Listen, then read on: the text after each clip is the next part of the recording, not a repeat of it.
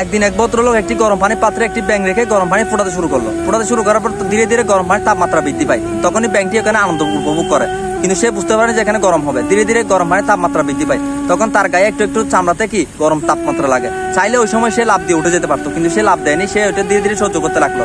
কিছুক্ষণ পর যখন গরম পানির তাপমাত্রা আরো বৃদ্ধি পায়, সে তার আউট অফ কন্ট্রোল চলে যায়, তার আয়ত্তের বাইরে চলে যায় গরম পানি। ধীরে ধীরে তার চামড়া পুষ্কা পড়তে লাগলো। সে ওই সময় লাফ দেওয়ার চিন্তা নিল, কিন্তু লাফ দেওয়ার মতো তার শক্তিটা সে হারিয়ে ফেলেছে গরম পানির মধ্যে। ধীরে ধীরে কিছুক্ষণ পর গরম পানির তাপমাত্রা যত বৃদ্ধি পায়, ধীরে ধীরে ব্যাঙটি মারা যায়। মারা যাওয়ার পর এখন প্রশ্ন আসতে পারে, যে কোনো কেউ যদি এসে জিজ্ঞেস করে যে ব্যাঙটি কিভাবে মারা গেল, আমরা সবাই অবশ্যই বলবো ব্যাঙটি গরম পানিতে পরে মারা গেছে। কিন্তু আসলে গরম পানিতে পরে মারা যায়নি, সঠিক সময় সিদ্ধান্তটা না নেওয়ার কারণে ব্যাঙটি মারা যায়। তারপর আরেকদিন একটা হাতি নিয়ে একটা মানুষ আসছিল। আসার পর পাশ থেকে একটা ভদ্রলোক দেখার পর সে মনে মনে চিন্তা করলো, এই হাতিটার গায়ে কোনো শিকল নেই, কোনো বড় কাছা নেই, কিন্তু সামান্য একটা দড়ির মাধ্যমে এই হাতিটা হাঁটতেছে। চাইলে তো সে দড়িটা ছিঁড়ে মুক্ত জীবনযাপন করতে পারে, কোনো একটা মানুষের কাজের ব্যবহৃত না হয়ে সে তার মতো জীবনযাপন করতে পারে।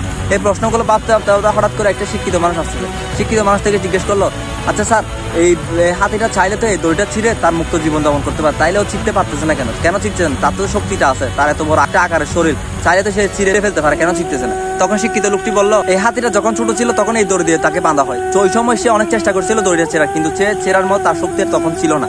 যার কারণে সে এই চিন্তা ভাবনাটা মাথা থেকে ফেলে দেয়। ধীরে ধীরে সে আকার ইঙ্গিতে বড় হয়। বড় হওয়ার পরও তার মাথায় ওই আগের বিশ্বাসটা রয়ে যায়, যার কারণে সে রশিটা ছেঁড়ার ক্ষমতাটা তার নেই মনে করে। কিন্তু তার শরীরে এমন শক্তি আছে যেটা ছিঁড়তে তার থেকে 2 সেকেন্ড সময় লাগবে না। কিন্তু অতীতের যে বিশ্বাসটা আছে, বিশ্বাসটা সে মনের মধ্যে রাখি দিছে।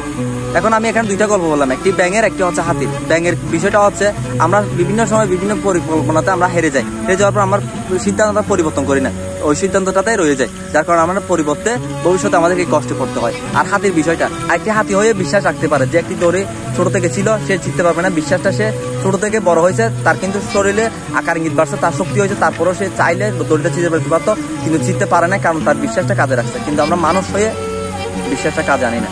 কি অদ্ভুত।